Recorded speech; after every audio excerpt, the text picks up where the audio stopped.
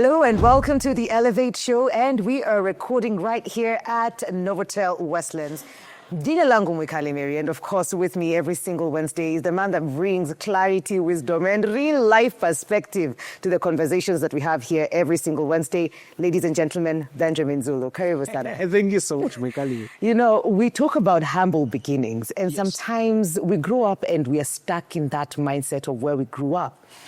And I've seen people who cannot live anywhere if it's not close to that, and anything other than that looks weird, or it's not for them. These certain places are meant for other people. These certain milestones in life are for other people, but not for me, because where I'm at, there's no one who has done those things. So what makes me think that I can get there?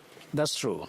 And you know, environment influences how we are shaped more than our willpower and IQ. You may be very intelligent. We know many people who are very intelligent, but the environment just held them down.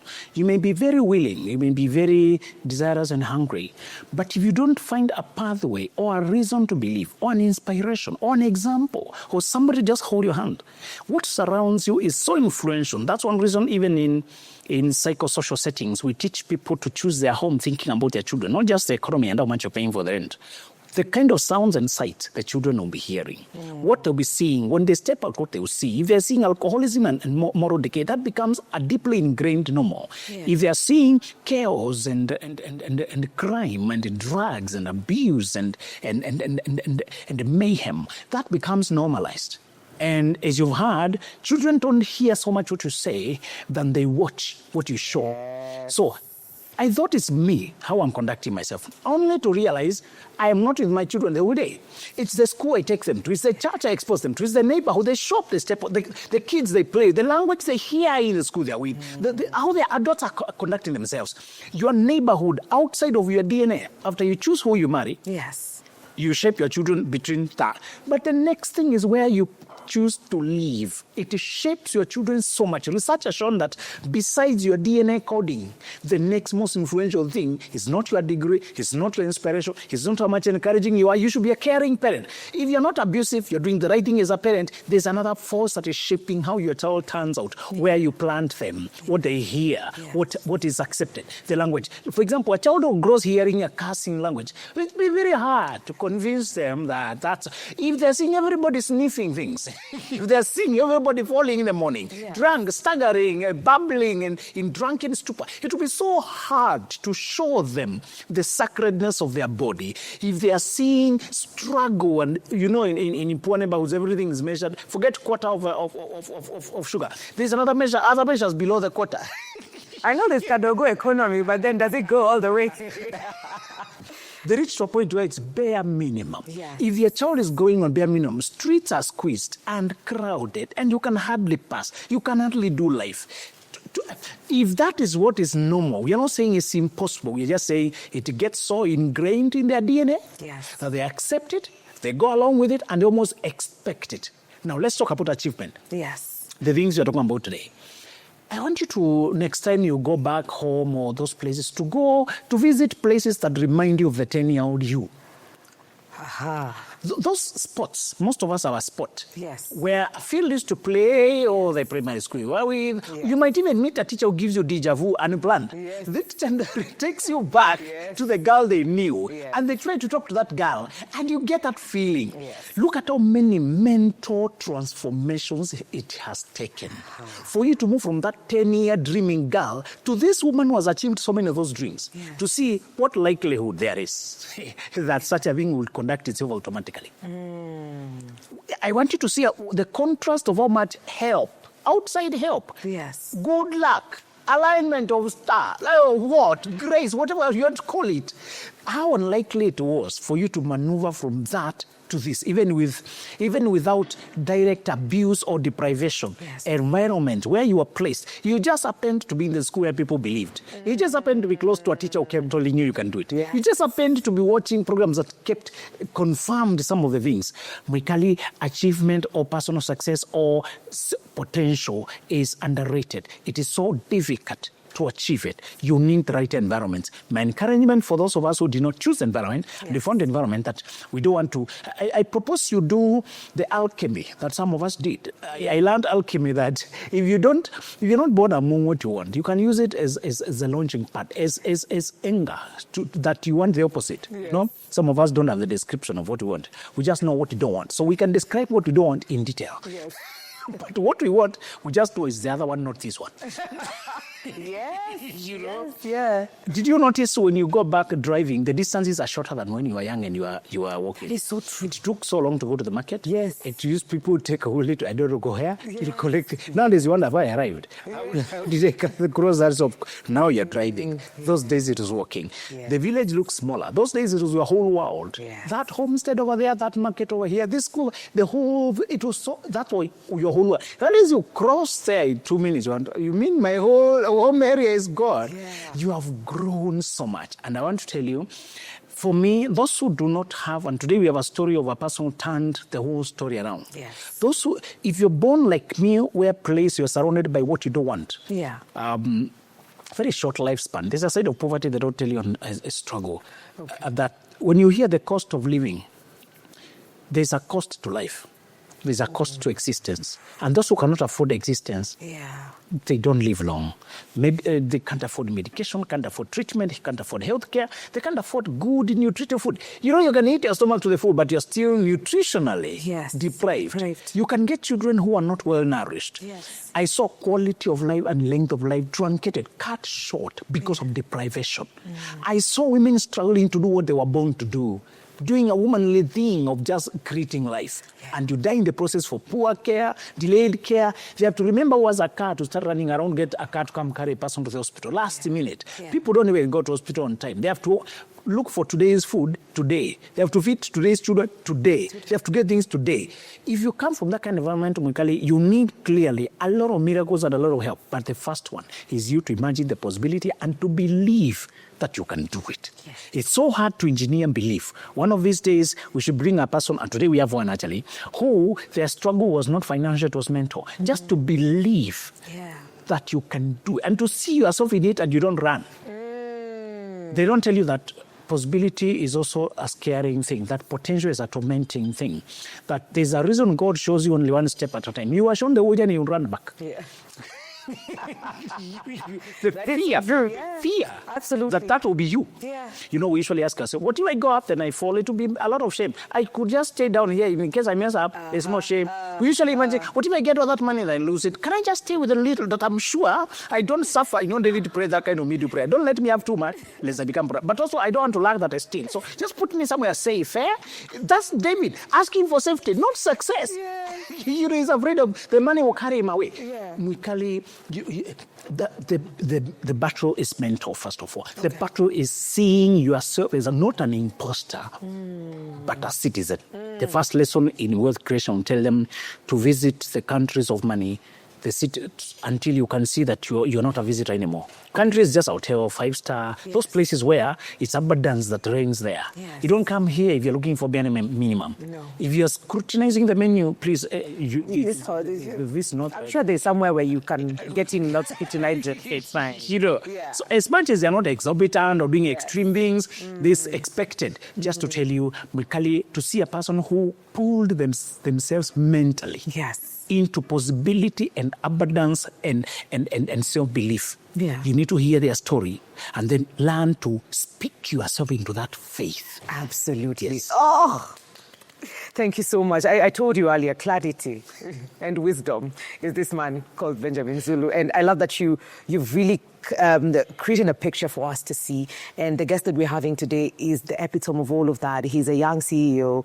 He's in the fashion industry. And I have known him for quite a bit. So I'm happy to see him here today and see the milestone that he's been able to achieve. Ladies and gentlemen, help me welcome Ashok Sani of Ashok Sani Tailored Limited. Jameni, jiite kampuni yako na jina lako.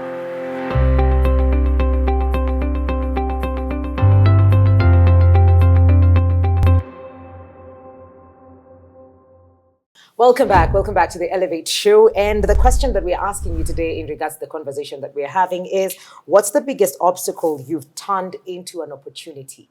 What's the biggest obstacle that you have turned into an opportunity?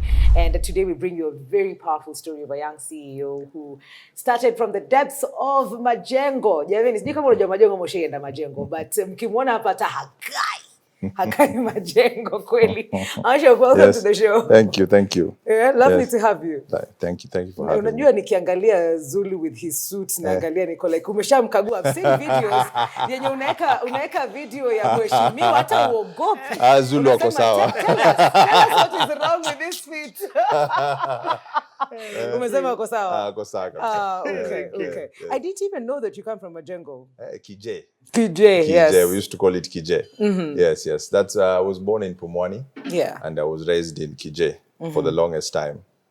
So that's where the passion for clothing came from, because Gikomba was just a stone throw away. How was it growing up there? Do you have siblings? Yes, I do. I have 3 siblings. I'm the youngest of 4. My father died when I was very young. Okay. So my mother raised us, I think, since I was 6 years old. Okay. And it was challenging. But one thing you need to understand when you're in that kind of environment, you need to believe that you're not set for that. Okay. That will not define you. So you have to have a very strong mentality. And that's one thing I credit my mother for, that she was able to instill that and tell us every single day that you do not belong here. Okay. You're just here out of circumstance. Yeah, so it was very, very challenging, but I could not be who I am today without that part of my story. That is so true. Yeah. And so you went through primary, you went through high school, and when you talk about your passion for fashion, yes. Hey, sijui kama mmesikia. Did it start when you were way younger, or did it start when you were probably in high school? How did it begin? All I can remember from my younger years was my mother was very passionate about knitting. So she used to knit a lot. And she was that person who likes to style clothes. So she could buy things for you, style it for you. But my passion for suits, I remember one day, the first time we went into CBD, which was River Road, those old Indian shops where they used to sell clothes and fabric. Yes. So there was a suit that was on the mannequin. It was my size. So I remember that day when I saw that suit, I stopped. And I said, you have to buy me this suit. Oh. And then there was a whole fight that's one thing I remember, between me and her. It was a whole fight. And then I started crying. I left with that suit that day. That is one thing I remember about suits. Okay. And how my journey started with suits. Yeah. Yes. But so when you started from Majengo, or just building up the brand that is Ashok Sani, did you start with hizo za huko ama you went straight into suits? Za Gikomba? You have to start with Gikomba because you get most of your designer suits from Gikomba. So you used to, once in a while, we used to call it Soko. So their Soko was Tuesday and Saturday, when the bells were being opened. So you used to make sure you were there so that you can get your own designer suits, the Zara suits, the Tom Fords, and then you mix and match all of these things. But at the end of the day, it was not something you can build a business out of. And it was limiting because you were not in control of whatever you're going to get. No. So the expectation was low. So because you most of the time you're buying for yourself because you have a passion in that. I was the only guy in campus who would go into class with a 3-piece suit. I will look like Zulu in a class this first year. You look better than the lecturer. So people could not understand. It no, make thrift. Yeah. So you could get 1 or 2 things and then put them nicely, look very nice. And at that time, most of the things were affordable. With your pocket money, with your hustle here and there, you could be able to get 1 or 2 things and buy something that you can be. Because I will stay hungry just to look nice. That was the motto. Luku muhimu kuliko. Wait. Were you just dressing up, or were you just now trying? Were you getting into the industry, like maybe modeling or anything like that, or was it just strictly just looking good and that's it? I remember the story started with modeling because we used to have these campus gigs. They're called Mr. and Miss. So that is where it started. Okay. Yeah, that's where the passion started because we had a very a very strict choreographer, and he used to be draped in a suit every day. Okay. Come rain or shine. Yeah. He used to wear a proper suit. Yeah. And he told me one thing, Ashok, whether you win this thing or not, you have to be a gentleman all through. And it starts from how you dress. Oof. Did you win? Yeah, of course. So, I feel like your journey moves from one point of, I'm in KJ, this is the circumstances that I'm in, and this is my mom encouraging me to, think big.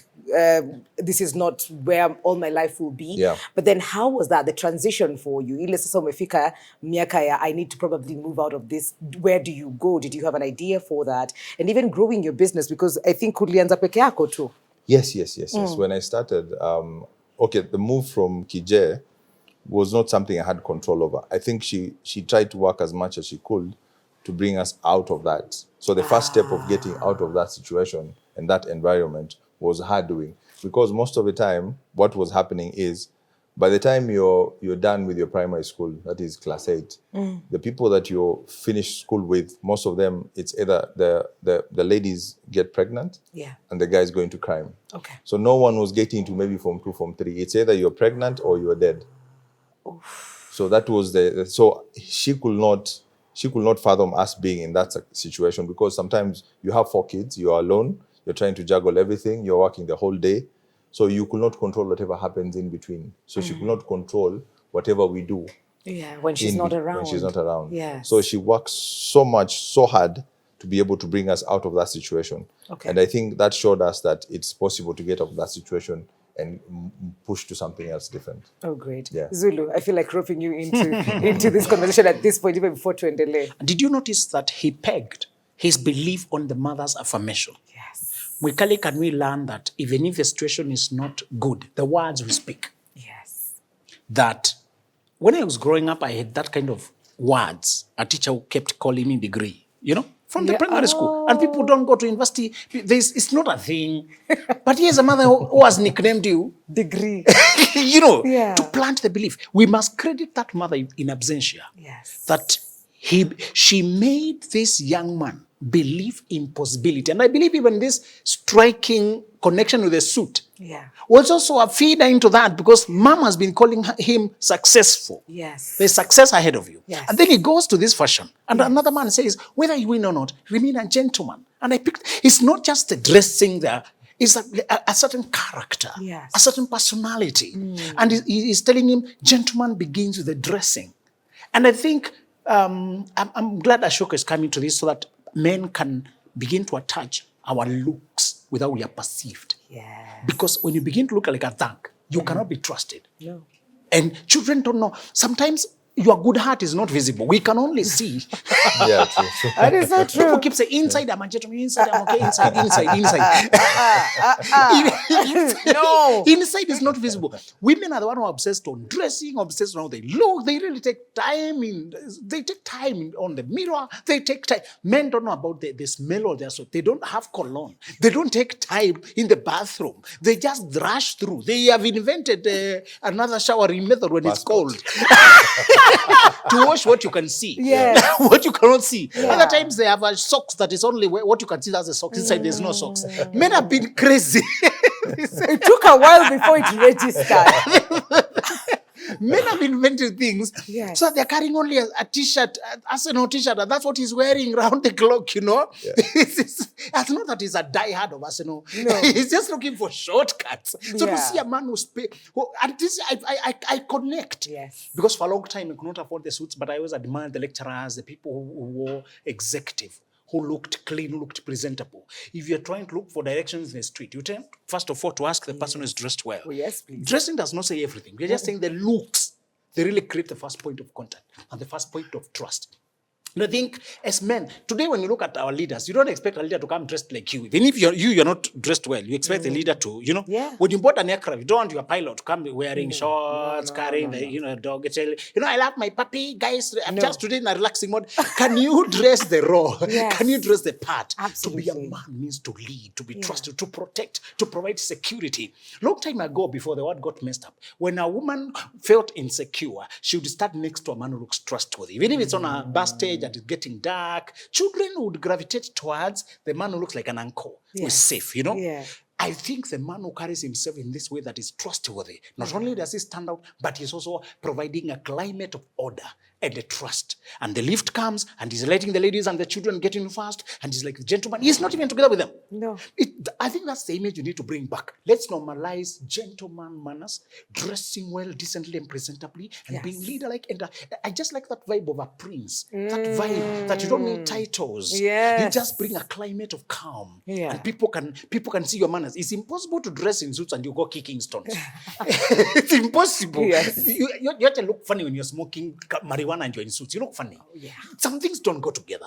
So as you put together your manners, you know, suits are demanding. You have to iron them, you put pass clothes. You can't just snap on a t-shirt and run. Yes. They're really demanding. Yeah. But it also means you take your look seriously. Yes. Let's stop despising good looks. This Gen Z, the young ones, I tell them, you don't have to dress the old school. I don't expect my son to copy-paste my style. He will flex with the days, but the same energy. Yeah. The tie may be thinner. You know, it's just things being tweaked. But it's the same energy. Yeah. To tell them, man, there's something about packaging yourself professionally. It shows you take yourself seriously. Yeah. Details to your looks. My brother has a lot of hair. Mine took an early vacation. But both of us... I'm getting there. I'm behind you. It's coming. I'm behind you. Working with what you have, Yes. you can strike the same respectable and serious look. Absolutely. Yes. And right now, you have the vision. It's clear. This is not where I belong. This is where I want to go. And I have identified it suits. And I am getting into this business. And this is what I want to do in the long run. But Pia, it wasn't that easy because character development in a Kungojeanga. I think Abel Mutua says something about how the devil's timing is just yani. You know, the things that happen. And it wasn't easy to just build a brand right now. The conversation we were having earlier is you addressing the people who could serikali tukiangalia hivi. You know what I mean? Yeah. So how was that journey for you? It's one of the hardest things I've ever had to do in my life. Okay. Because in our industry, first of all, you don't have leaders you can look up to when it comes to fashion or tailoring industry. Yes. So you get that it's tech, it's hospitality. There are places you can go and learn. You can be an intern and learn. But when it comes to fashion, there's no place, there's no structure you can follow. Okay. So you have to build it from the ground up. So you make a lot of mistakes in between.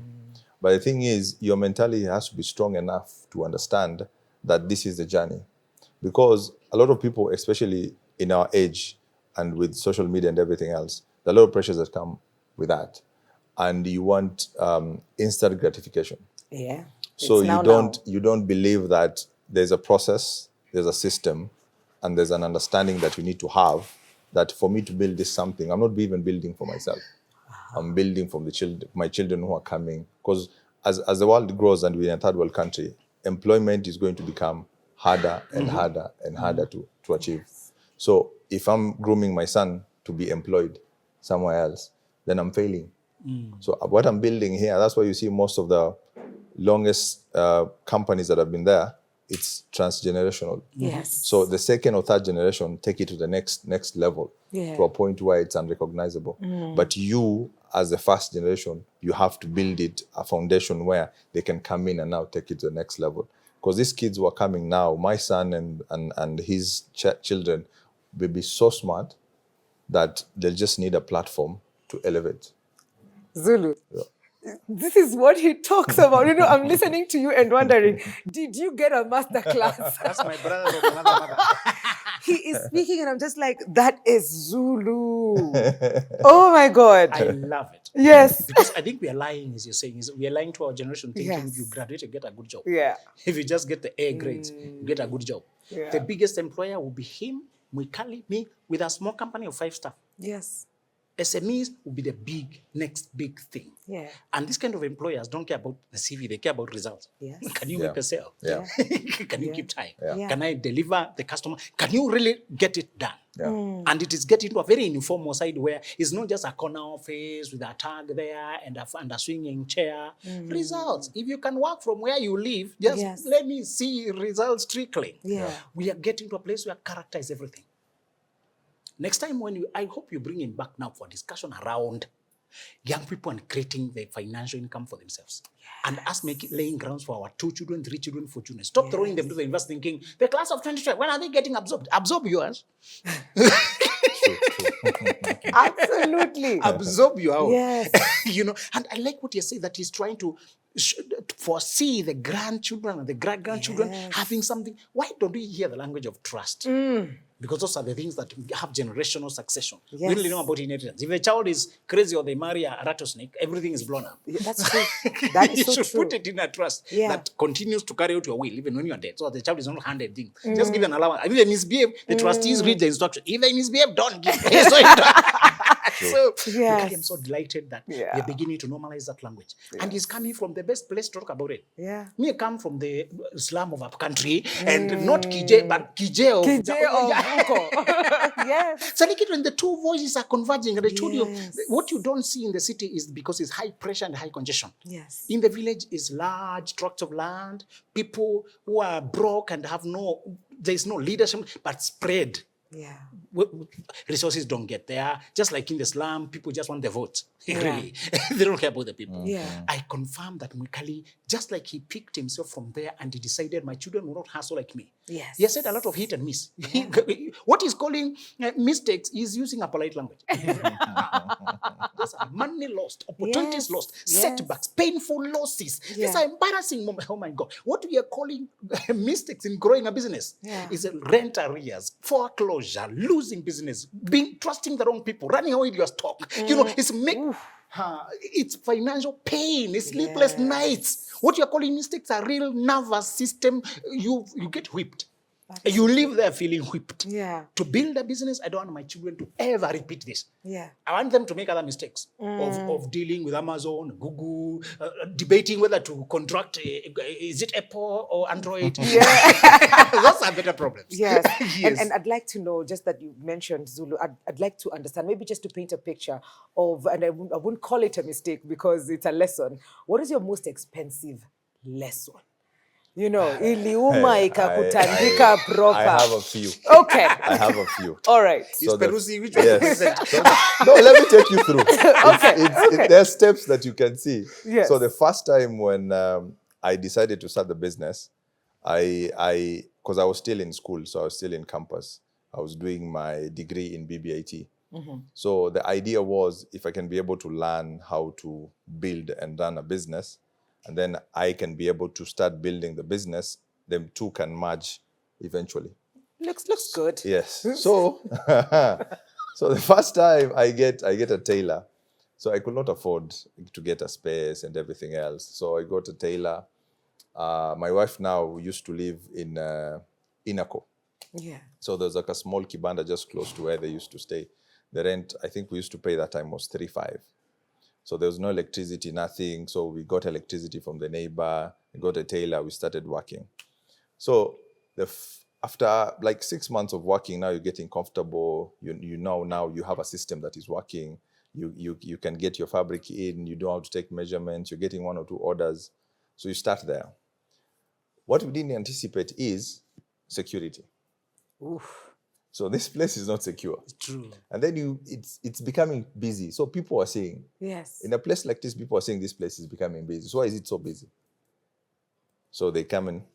They rob you. Everything clean, even buttons and threads. I don't even cut fabric. So I don't even, that's what I usually say. I thought it was robbed by a tailor. Because maybe he was going just to start a business somewhere else. So we moved to CBD, where it's a bit more secure, where there are more tailors. You start the business again. Kidogo, you have a shared space with other tailors. Then someone gets careless, and then they leave the iron box on at night. I don't know where they were rushing to. And then because the house is full of garments, and then the machine uses oil. So you wake up in the morning, everything is burned down. Oh my God. And the day before, the first time I was given an order for uniforms, were like 15 suits. So the next day I was coming in the morning to go deliver the suits. And then you come in the morning, you just find ashes. And then now you have to start there. And then you start again. You start again. You reset again. Then you have to start again. Because now security is taken care of. I'm in a Yes. secure place. Yes. Now there's another problem. You don't have insurance. Now that's another lesson. Then you have to start again. Then you have to buy new machines. Then you have to buy new fabric and then start with that order. And that was not the only order. You had other orders because now the business at least is a bit consistent. You're getting more work. And then after that is when now you move somewhere else. Then you decide, let's structure out the business. Let's register the business and start it out. I think that's when we met, and then we're having the launch and everything else. So in my mind, I thought the market needs a fashion designer. So you put on a show, a big show. You invite people. I think we had almost 400 people in that place. It was very packed. And then you have all the garments, very nice designer, very nice things. You put it on display, do runway, spend almost, I think at that time I spent almost 2.5 million and no sales. Hatukununua. No, the mistake was mine because I did not understand the market. Now you come and learn, this is not New York, this is not Milan, this is not London. It is not about what you present to the market. It's what the market wants. Another So lesson. in Kenya, it's the reverse.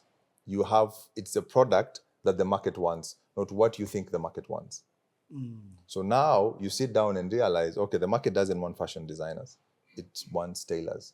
Because guys like Benjamin who can buy suits are not looking for avant-garde or couture. They're looking for simple, structured, proper, good quality suits.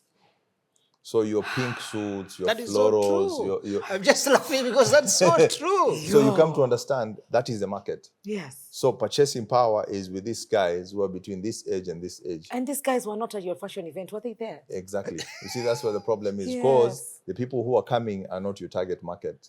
Your target market is different. And then you're not making the product that is for the target market. Yes. Now you have to change the business model. Again. And now structure it out in a way that you're targeting. So the problem with, especially in our industry, also saying there's no structure to follow, there's no leaders you can follow, is you don't know that this is what the market wants and needs. You go all out with your creativity and everything else. And that's one thing I've come to realize even with the interns that come to our space from the universities and colleges. They come very excited with very nice sketches and drawings, but they come and realize 2-3 months down the line, no one wants your sketches and all of these things because that's not the market. The market wants you to produce proper, consistent, simple outfits. That is where the money is. Oh, goodness. So now when you change the model, I know you understand, now it's like you're starting again to learn. Afresh. And then now your tailors have to learn. Yes. Now everyone has to learn. Now the business model has to change. Now we start building a business. Again. So you build a business, you get to a point where now you are the peak. Yes. Now you're bringing in revenue you've never brought in. Yes. Now you're opening up to a new clientele. And then you get to that level and to understand, okay, actually it's different. I'm not even 30% where I'm supposed to be. Because the clients that were there, now the market is opening, they're telling you now, you're not competing with the local guys. No. The market is open, you're competing with someone in Dubai, someone in London, someone in Milan. So the quality that you're producing is good enough for the local market. Yes. But that is not your market Anymore. The market is open. So if I can go to Dubai tomorrow and buy a suit, why should I buy from you? That is a conversation now. Now you need to understand what do you have to do to get to that level. Now we're structuring out the business. Now we come to understand it is not just about the product that you're producing. Yes. It's a whole other business. It's a system that you have to build. Now you're used to your 6-7 employees. Yes. Now when you bring out the system brings out the structures, then the structure now builds out the company. Now you find out that this structure needs people. Yes. So now you are talking about departments. Now you have finance, now you have marketing, now you have customer service, because that's in our business, customer service is the same as the product. Yes. If the product is good and your customer service is bad, you've lost it. That's true. If your customer service is good and the product is bad, you can survive. Oof. So customer service is key because this gives you a chance to be able to rectify whatever is coming in, feedback that's coming from the client. So now from your 7 employees going to 25. Now your wage bill has gone up.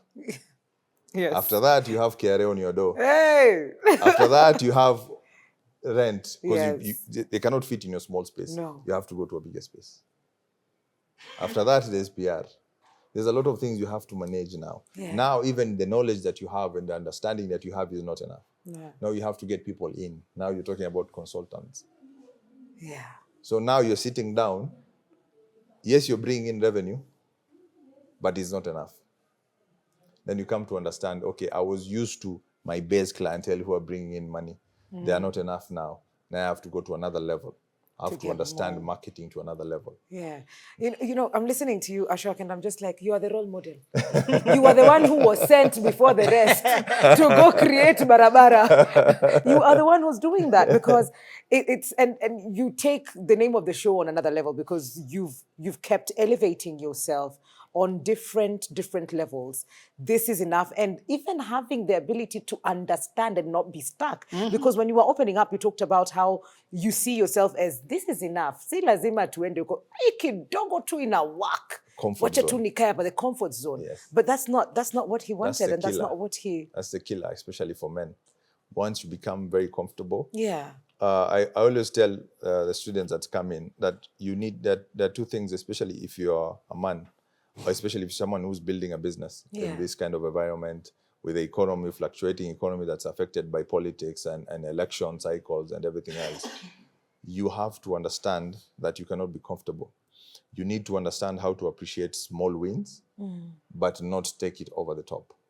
When you have a small win, you need to appreciate, reset, and move. Yeah. So when someone gives you, when you accomplish something, you have a very small window to celebrate, because there's a next level, next level, next level. Because there are people outside in other places of the world that are not sleeping, and they're in a first world country. So things in their world are moving faster. Policies are better. The economic environment is better than yours, but that's still your competition. That's true. So if you're sitting here and celebrating a small win, then you're going a step back. Yeah. So you need to understand that I have to push now because of this win. Yes. I'm supposed to push 10 times more. It's like a video game. Yeah. When you are running and then you're getting some coins and then you're given more power, you're supposed to be faster and stronger. Yes. And then you move to another level, another level, another level. Yeah. Because it's never enough until you get to a point where now it is running as something beyond you. Okay. And the revenue is coming in without even you lifting a finger. Okay. That is the level that we need to go to. You know, Zulu tunafanyanga issue, and we are sometimes shocked, sometimes we laugh. But today, let me show you what you're doing. You're doing this. You're doing... It is so affirming to see a person who came from the ground and then he kept going through a rebirth. Every time there's a major setback, you can only be either resentful or resilient. Yes. Okay. They're not. There's no other way. Yes. After this clean your store of everything, as if you moved. People think you migrated. Walikuhamisha. That not things where you ran away. Yeah. Where are you? God. To see possibility after that kind of shock, you must have a very resilient mindset. Yeah. To stay somewhere, then another fool burns your stock again down. Yes. And those kind of people can't pay. They usually have nothing. Yeah. That kind of carelessness can't even coexist with anybody who has anything. No. And then to still see yourself again able to restart. And there's a challenge has not talked about that is universal to entrepreneurs. People. Yeah. The hardest part, Mwikali, is not even the thief. It's the people you have to deal with on a day-to-day. Yes. The people you lean on, the people you depend on. And what I think I relate to that part, he says, at some point you have to let go and then have systems. That's very traumatizing for control freaks. I think most entrepreneurs are control freaks. Yeah. They really want to see the results being perfect. And then some people, no, you can't now be there for every government. You really have to delegate. Write the standard operating procedures. And then we have key indicators of performance. You know those KPIs, KPIs, key KPIs, performance. yes. Can we? Then you're being told to stay back and observe after you're. No, I can't. That's my customer. I need to be there. I Yes. respect this man for evolving through all those traumatizing stages. Yes. And to create an employment and give another person space, you need to be very magnanimous, to be able to trust them, let them learn through their own process, and accommodate them, because even the best employees still blunder. Yeah. They still make mistakes. True. Yes. And you cannot crash every time. Yeah. Otherwise, you'll also never grow. That's true. You just need a willing spirit. And he will tell you that many times you start with the personal respect before you even go to professional excellence. Yeah. Is the people who respect him personally Yeah. or willing to learn from him. Yeah. Yes. Yes. Let me tell you, I am eager to learn so much more, because you've also been able to create a community around men and how you dress them and have conversations and create a safe space for men to just feel like, we can talk. This Yeah. is a safe space for us. Yeah. But we'll talk about all of that after the break. We are asking you today, what's the biggest obstacle you've turned into an opportunity? What is the biggest obstacle that you've turned into an opportunity? NTV Kenya on all of our social media platforms. We'll be right back after this break.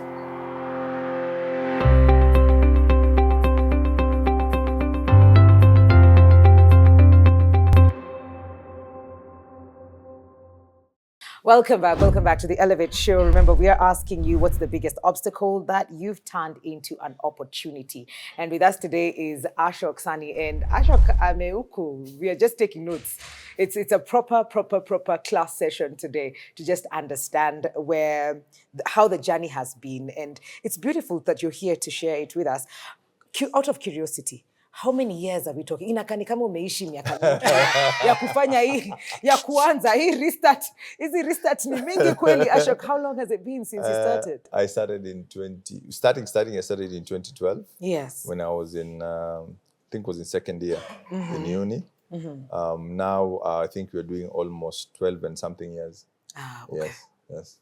Zulu. I'm wondering whether he's teaching in business schools. Because I if know, he's right? not, Because who is? Wanafanya nini? Na kina nani wako kwa hizo darasa? You know, we recycle papers. Yes. Those people have many papers. They come to teach us papers. The guys who are doing the real business, Yes. we don't even invite them. Yes. I learned that in the first world, they mix instructors. Yeah. They have days for practicals to Yeah. be real entrepreneurs. Yes. To tell them about an iron box that burned the shop. Yeah. That one is not in the curriculum. It is not, but it is important. Yeah, it's true. That inner core is It's not true. safe Yes. for growth. Yes. Or hire a security person. It's only good for our wife. Yes. Hatukutoka bure jamani. But let's talk about this community that you've grown, and your brand is very alive now. We see it everywhere. Like I said earlier, you're addressing the who's and who's in this country, and you've gotten to a place where you do not feel like you can't speak your mind, because you speak from a place of, I understand and I know, and I will call you out because really you can afford something nice. Why are you wearing that? Yeah. So let's talk about that. Yeah, because the reason we came to understand that you can build a business, but if you don't build a brand, it will not last transgenerational. Yeah. That's why you get people doing the same business over and over again. They're in the same store, same shop, over years until they pass on. Then the children take over, but they're doing the same thing. Yeah. So it's building a business, then you build a brand. So once you build a brand, you're not building a brand. It's not about just the product. Yes. Now it's about the people. Yeah. The people who trust in the brand, the people who need the brand. So that's where now the community comes in. And one positive thing about the technology and internet and everything else is you can be able to reach people beyond the people that are just next to you, beyond your environment. So one thing that triggered the issue of building a community was with the conversation around the male these days are being, what do you call it? They don't have a place where they can belong. People are forgetting about the male species. And then there's that conversation of people forgetting about us as male, and then there's extreme masculinity. Okay. So I usually say there's that conversation about masculinity, which has to be balanced. Because masculinity doesn't mean violence.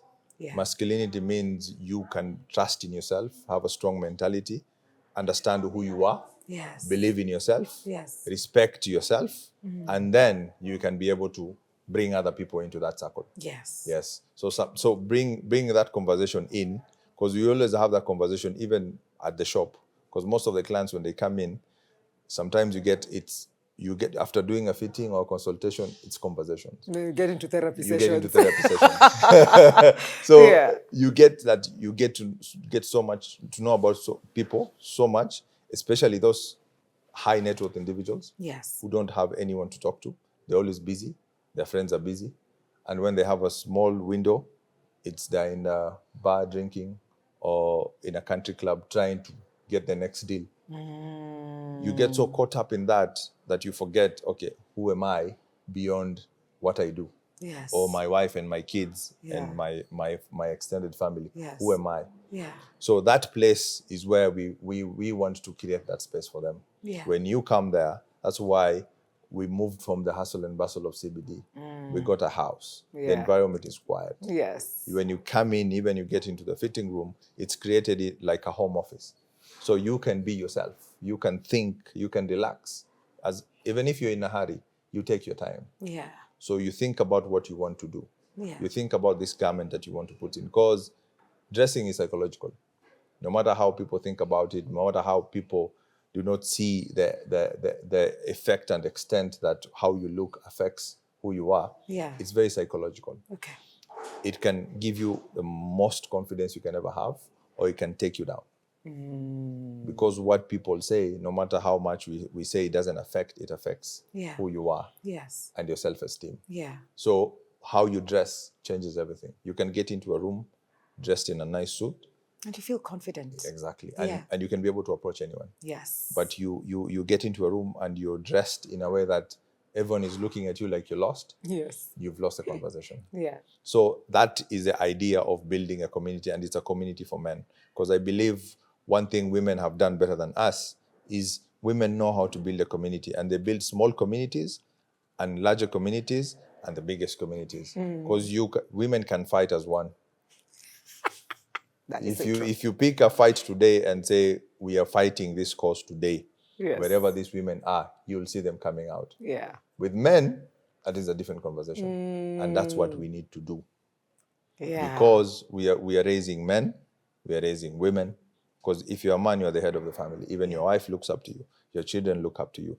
When you grow to a certain level, you get to a certain age, even your parents look up to you. Yes. The conversation starts with you. Okay. So if you're not in a space where you can be able to handle all of that, and all starts with your mental health, everything else is lost. I think it crumbles. And Yes. Zulu, the beauty of putting your outfit as a man and you having conversations in the same space. Like I would never have thought. It looks like men just show up, suti na pimo, and then they go and then you deliver, adjust kidogo and all of that.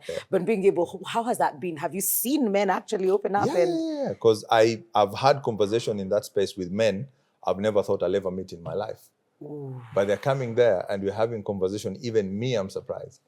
Okay. And then you get to learn so much about people, just who they are and where they came from. Because some people, you just see them on social media, on TV, Yes. doing big things. Yeah. But you don't know who they are inside. And that is the place they come and talk about. Because they come and find this guy who's created an environment where they can just be themselves. There's no PA, no employees, no media, nothing. They're just being themselves. Yes. And you've created that space. Yes. Zulu, how beautiful is that? And do we have enough spaces for men like that? You know, as he talks, I realize in the book of Zechariah, there's a place where the high priest was dressed in rags. Then it was said that he should be dressed in royalty. So by just changing what he was dressed, he was elevated immediately. We do not tell men that we are struggling with low self-esteem and low acceptance and our reputation. Many men have heard Robert Greene say that you should guard your reputation with everything, because it is sometimes the deals are signed on reputation, not even credentials or money on the table, just who is on the table and how you show up and your looks affect how you are received. Okay. Why he's telling you men feel understood and they're able to talk is because you are placing him somewhere while you're also not judging him. Other places he's called, well, Muhesh, you cannot have those problems. You're your boss. You know, so Kiongozi. he's the one advising, financing, helping. Can there be one place where just trying to make you feel good, and we know you're human and you're a man and you're making it. You still have your own battles, but you know about them. Men don't trust a lot of counselors. A lot of time they don't come a lot to counselors. It takes a lot of time and self-awareness for men to just go into a coach, into a counselor, just to evaluate life. Many of them are pushed by crisis. Yeah. And I'm happy that he's beginning to do mental health. Yes. Ashok is not just now doing dressing. No. He has moved to the place of Yes. a man pouring out the stresses he's carrying. Yes. You know, because sometimes men cry silently. They're not expected to feel the stress. So they numb it with the bottle, with the beer, they numb it with the games, they numb it with gambling, they numb it. Can we find a place to just remove it? And I want to congratulate him and invite others to borrow a leaf. That beyond just dressing men, other places that men are taken care of is the grooming, where Yes. they go for. Can we just move past just taking care of the physical? And now, when you want to make a brand, what he's doing now, he's moved now community service. Yes. Trying to give my clientele a place where they can feel not exposed, not judged, not evaluated, not on the spotlight. Yeah. Just chilled. Yes. And hey, how was the week, man? Yeah. That business day was tough, man. I have this and that. They end up telling about their sons, their wives, their family, and even if you don't give them solutions, Yeah. by validating them, listening to them, they feel lighter. Yeah. And now they begin to normalize the fact that so actually talking to the right person can help. Yes. Yeah. So he may be the one who is preparing him for us. Yes. I talked to Ashok and it felt better. Yeah. Let me take it Yes, further. yes. So I want to congratulate him to continue more availing in that space where women use mirrors. Men are each other's mirrors. Yeah. Let us continue to validate and tell him, imagine you can get over this. Yeah. Just that validation can give the man the next energy. Absolutely. And I know we've talked about character development and we've talked about, the big lessons, expensive lessons that you've learned in the industry, but there are also like high moments for you. I'm sure that you've experienced. It's not all been uku chini, but maybe you can just highlight how good it can get. How beautiful it can get. Because these struggles, there must be something. There's a reason why you keep doing it, other than the passion. Yeah. Yeah. I think the first moment I realized that I'm doing something different was when I met the now president, when he was vice president, and just being able to have a conversation with him and do his measurements and just getting to a point where... Ulimgusa hivi na tape measure, Ashok. Yeah. Hey! How did that come He's about? actually a very cool guy. He's very cool. Yeah. Yeah. So it came to that moment where I realized, okay, there's somewhere that we are going. Yeah. And then you get now to points where you're getting awards. Yes. And you're getting into places now, you're the only tailor in the room where people are talking about big businesses. You're sitting in a room with big CEOs, generational wealth. Yes. People who have built businesses for 40, 50 years. And you're just a tailor here, struggling for 10 years. Yeah. But you're sitting in a room with having the same conversation with these people. That is, everything comes full circle. Yeah. And then you come to realize, okay, this is not just about me. It's beyond me. Yes. And we need to push it more and more and more. Yes. Great. I'm interested and curious to know, because we build brands through probably social media, how we place it out there and how people, perceive us. But what would you say is the power of networking? Like the people that you interact with every day, and how that helps in leveling up and, being at the right place at the right time. Yeah, it's true, because when you look at our business and my target market, in our business, social media only gives you 30% of the business. Okay. 70% is how you network and interact and get into spaces where your target market is. Yeah. So it's all about that personal relationship that you build with someone, that impression that you give someone the first time you ever meet. Because most of these guys that I'm targeting are not on social media. So these big CEOs and all of these guys who are high net worth individuals, they're not on Instagram or Facebook or TikTok. Modeling and stuff. Zulu Ranisikia. Yes. These are the guys who are in quiet spaces. These are the guys who follow legacy media. They read a newspaper. They don't go on Instagram and scroll down. Yeah. These are the guys who are in country clubs. These are the guys in high-end hotels. These are the guys who work on trust. Yeah. So if you cannot be able to get into those spaces, have a conversation, be able to network, then you're only getting 30% of the business. Yeah. Because 30% of the business is, most of the time you get from social media, is weddings. And then you're getting a certain demographic between 30 to 40 years old. Those are the guys that you can get mostly married. active, Yes. are active on social media. Yeah. They can be able to see you and see the impact you're doing.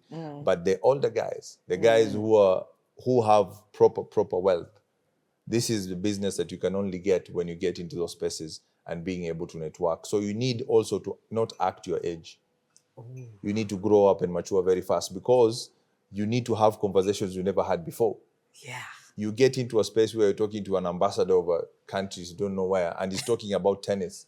Yeah. And you don't know who Andre Agassi is. Yes. You're used to your Benzema and Mbappe. You don't know who Andre Agassi is. He's talking about golf. You don't know how golf is played. Someone is talking about cricket. Yes. Someone is talking about politics. You don't know what's happening in politics, locally and abroad. Yes. You don't know what started Ukraine and Russia war. You need to have all of these things, because it's not for you. It's for the person you're going to converse with. Yes. Because that's the level they connect. Yes. Because if you can understand them and their likes and what their environment is, you can be able to connect easily. Yeah. Connection is all about understanding me, who I am, Yes. and then bringing yourself in that space. And then once you have that connection, that is the core of our business. Yeah. If you can't connect with people, you can't make money in our business. So it's not just growing the business. No. It's not about the business. No. Business is good, but then if you do not grow yourself, then even the mentality of growing the business is not with you. Because once you've built the product, Yeah. and the product is good, you can only continue building it. Yeah. But what keeps you in business is the brand. And what is the brand? Is the connection with people. Yes. Wananiambia muda wetu unayoyoma, lakini Zulu nataka tupige hapo hivi. Yes, you know, there's something he said there, and you asked it very well. Yeah. What is the role of networking? Yes. Young people should forget being told if you hang out with 5 millionaires, you'll be the 6th. Millionaires don't hang out with broke people. Yeah. Please, let's stop lying. Yeah. You can't afford where they're going. True. Yes. Can't afford the hotel they're meeting at. Yes. Even the gate man won't let you in. Yes. You don't walk into those kind of spaces. No, you Can't don't. afford The the machines membership. won't sense you. Yes. They're designed to sense cars. I know you're trying to walk. So, no, you are a security threat. Other places is members only. Yeah. And to book, you pay 5,000. I don't know what. Yes. You want it walk-in, and no, there's no walk-in. Do you have a reservation? What's your reservation number? So the truth is what you're saying. Be useful. Themselves will bring you in to meet their need. Yes. When he needed to serve those vice presidents, those people, they themselves made him come in. Yes. On their name. Yes. That person is on me. So he was so skilled. The Bible said, do you see a man good at his work? He will serve before kings. He will not serve before obscure men. You don't have to be the millionaire. Be the useful person to the millionaire. Yes. The only one who can tailor the clothes they want.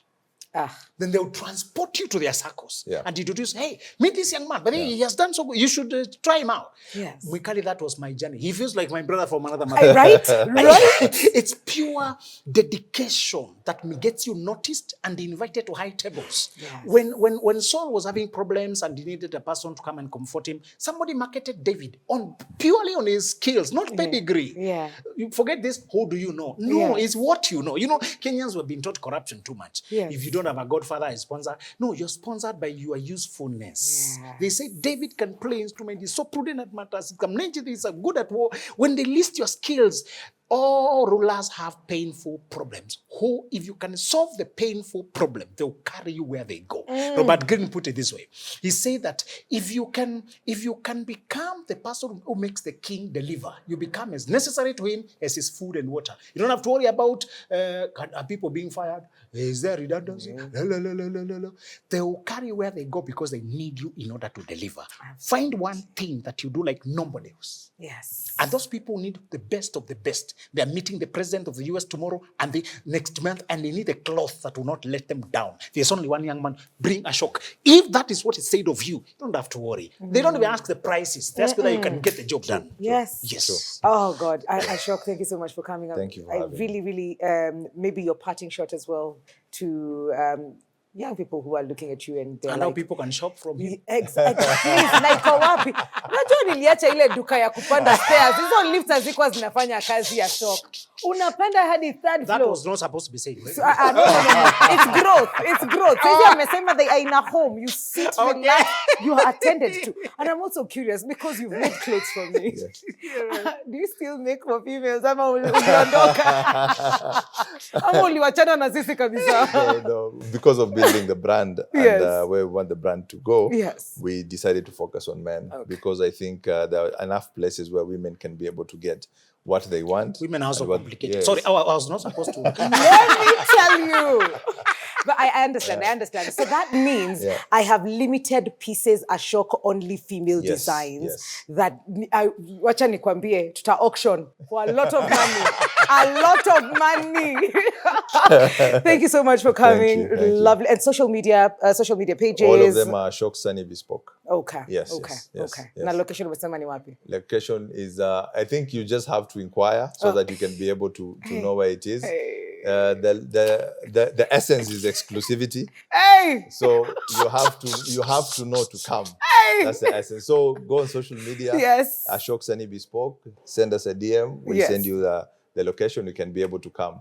And what I can tell young people that delayed gratification is the only way you can be able to build business, and don't build a business without building systems. Yes. I love it. Yes. And it's true. Yeah. Zulu, I think this is your brother from another mother.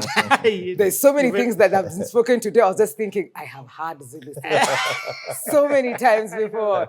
Lovely. Yeah. Thank you so much for tuning in today. That is all we had for you. I hope you've learned quite a bit. I've taken mental notes, but also remember, I'll be auctioning some Ashok Sunny female designs in future. We are other Novotel Westlands. You can pop in up at Lower Kabete Road. And a special thanks to them for hosting us and hosting the Elevate Show. See you next week, same time, same place. Adios.